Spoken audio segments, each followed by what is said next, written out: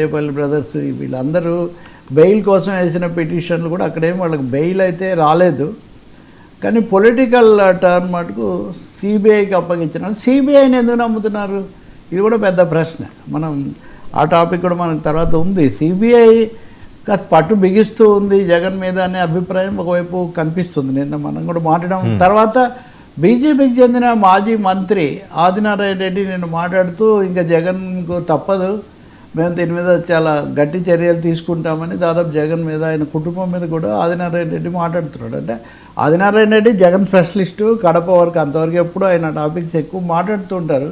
కానీ ఒకటైతే నిజం కదా, ఆయన బీజేపీ కాబట్టి కేంద్రంలో ఉన్న బీజేపీ సిబిఐని అదుపు చేసే పార్టీ, ఆ పార్టీ అలా చెప్తున్నప్పుడు ఊరికనే చెప్తున్నారని అనుకోలేం. ఒక విధమైన రాజకీయ వర్గాల్లో నిన్న మనం చేసిన కామెంట్ లాగా జగన్ కేసుల విషయంలో గతం కంటే కూడా బిగించే ప్రయత్నం సిబిఐ చేస్తూ ఉంది. అందుకోసమే 2-3 విషయాల్లో ఆయనకు వ్యతిరేకంగా పిటిషన్లు వేయటం కానీ, అలాగే మాకు తప్పు ఫోన్ నెంబర్ ఇచ్చారనుకోండి, ఆయన తిరిగి వచ్చాక దాని కేసు విచారి అంత లేదు వాస్తవంగా. ఆ మాటే కోర్టు కూడా చెప్పింది.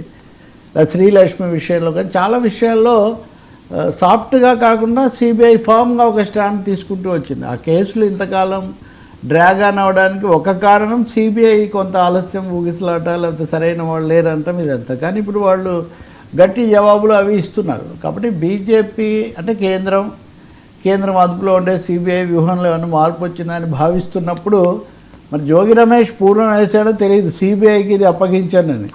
సిబిఐ తలుచుకుంటే సిబిఐ వాళ్ళు ఎప్పుడు దేన్ని విచారిస్తారు లేదు. మనం తెలంగాణలో చూసుకుంటే కూడా సిబిఐకి విచారణ జరపమని కాళేశ్వరంది రేవంత్ రెడ్డి ప్రభుత్వం సిఫార్సు చేసింది. అంతకుముందు ఈయన బండి సంజయ్ కానీ కిషన్ రెడ్డి కానీ కాళేశ్వరంలో 1,00,000 కోట్ల ఇది ఏటీఎం లాగా మారింది, ఇవన్నీ మాట్లాడారు.